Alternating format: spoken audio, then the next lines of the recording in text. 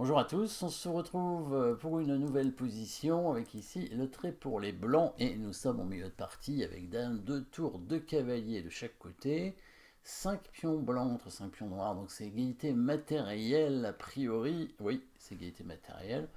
Petite fourchette ici apparemment de la part du cavalier noir qui vient donc créer des menaces, et oui, des menaces menaçantes bien entendu sur les tours blanches. Comment on va faire pour s'en sortir? Les blancs avaient, en plus ils ont un cavalier attaqué aussi. Alors, est-ce qu'il est vraiment attaqué? Parce que quand il prend, il y aura un cavalier de rechange qui va arriver avec une menace de mat. Pour l'instant, le cavalier n'est pas vraiment attaqué. En tout cas, il ne peut pas être pris par le pion, parce que sinon, il y a un mat assez rapide. Donc, c'est l'idée des blancs, les blancs qui vont devoir. Alors, comme en fait, ça va être l'adage de Tal dans cette position. Tal, il disait quand vous avez deux pièces en prise, mettez-en une troisième. De toute façon, l'adversaire ne peut pas toutes les prendre en même temps. C'est vrai, donc c'est un peu ce qui va se passer ici. Alors, en fait, il y a déjà trois pièces en prise, mais il va quand même déplacer une pièce en la mettant en prise encore. Donc les blancs vont réussir à trouver une belle combinaison, mais les noirs se sont mal défendus. Bah, c'est ce qui arrive en général. Quand on trouve une combinaison, c'est parce que l'adversaire a mal joué.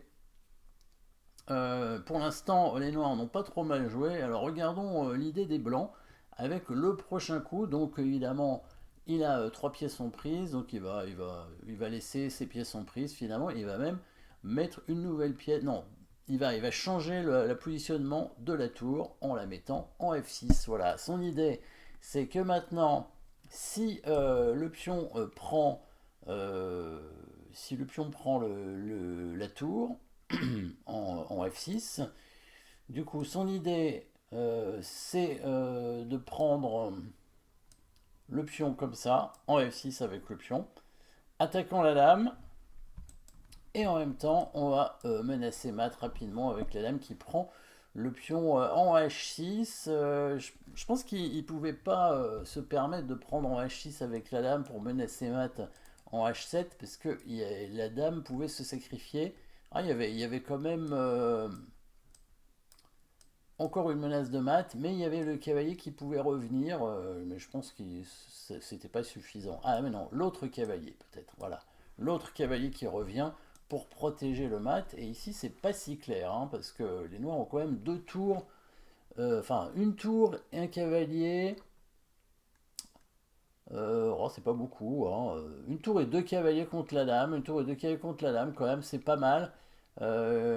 Si on tente encore des choses ici, le cavalier qui va attaquer la dame.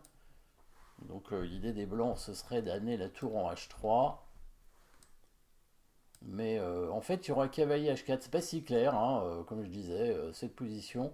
Il va peut-être ramener une tour en D8. Peut-être l'autre, c'est mieux pour laisser le passage au roi. Bon, et la partie continue.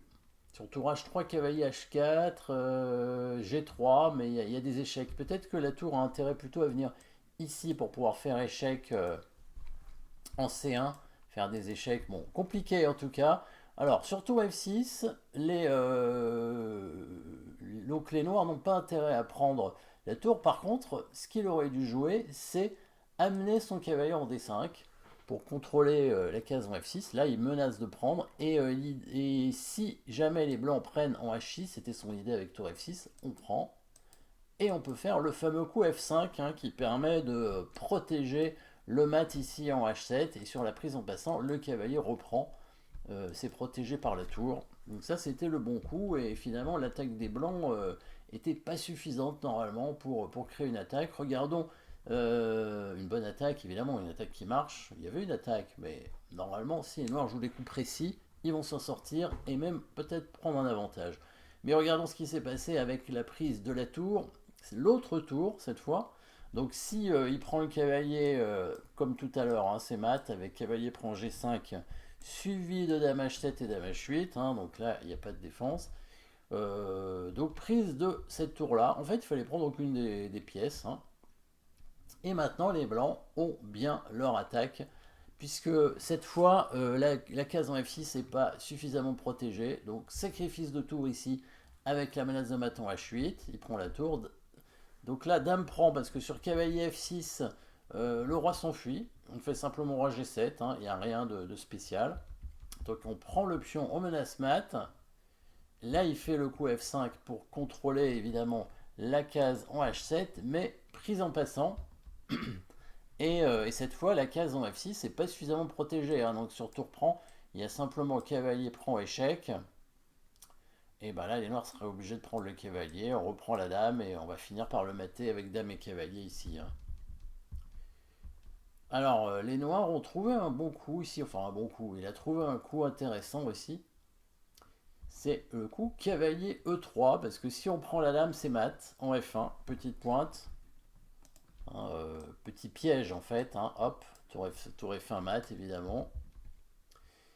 Mais pas suffisant parce que les blancs font simplement échec.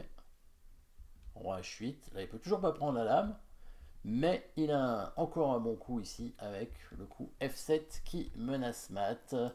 Et cette fois, il est vraiment obligé de donner sa dame pour parer le mat. La dame et la tour surtout. Parce qu'il peut donner la tour, mais après cavalier prend, il est obligé de donner la dame. Il n'y a pas d'autre coup. Ici, les blancs vont finir par mater, encore une fois, avec dame et cavalier. Qu'est-ce qu'il aurait pu faire d'autre? Plutôt que jouer cavalier E3, peut-être faire dame D7, mais ça allait pas non plus. On aurait fait échec, on aurait poussé le pion comme dans la partie, et sur l'échec, le roi se décalait en H1, et les noirs n'ont pas de contre-attaque, puisque sur cavalier F2, on prend avec le cavalier, et il n'y a pas d'échec, il n'y a pas d'échec, et il y a toujours cette menace de mat derrière.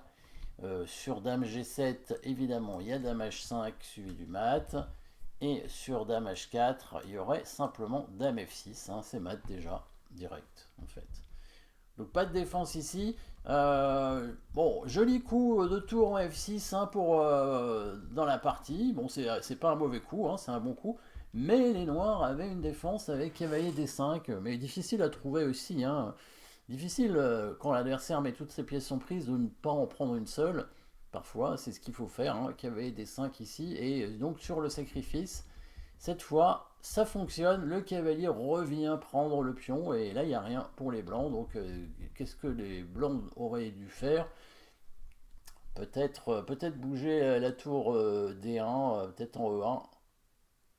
Mais les noirs allaient simplement peut-être prendre la tour. Alors, est-ce qu'on peut prendre avec le pion? Non, on ne peut pas prendre avec le pion. Et peut-être qu'il faut prendre le pion ici avec la dame, simplement. Finalement, il ne faut jamais prendre les pièces. Simplement, les noirs vont gagner un pion. Et du coup, les pièces blanches vont être obligées de reculer à un moment donné. Et il n'y aura plus d'attaque, tout simplement. En tout cas, joli essai de la part des blancs. Peut-être que sur cavalier D5, il doit essayer un autre coup, mais qu'est-ce qu'il peut faire? Que tour prend H6, a priori, comme solution dans cette position, avec donc cette variante. Il y a pas la nulle non plus, parce que sur dame G6, il y a dame G7, évidemment. Donc il n'y a pas vraiment d'attaque possible ici avec les blancs. Ils auraient tout simplement perdu la partie. Dommage pour eux. En tout cas, joli, mais bon, c'était un peu du bluff si on veut. Voilà, merci d'avoir suivi cette position. N'oubliez pas de vous abonner et à très bientôt.